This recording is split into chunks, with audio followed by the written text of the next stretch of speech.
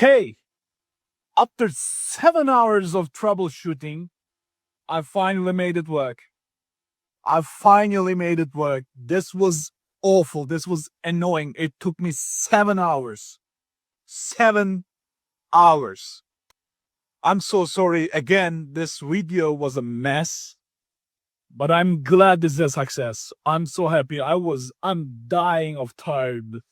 My eyes are burning. I am burning. It was awful. It was annoying. I tried everything. I tried every driver I can find. Every community forum that I logged in said it's not possible. You can't do it. I did it. This is my first boot after installing my E5 2697 Me2s and my 128 gigs of RAM.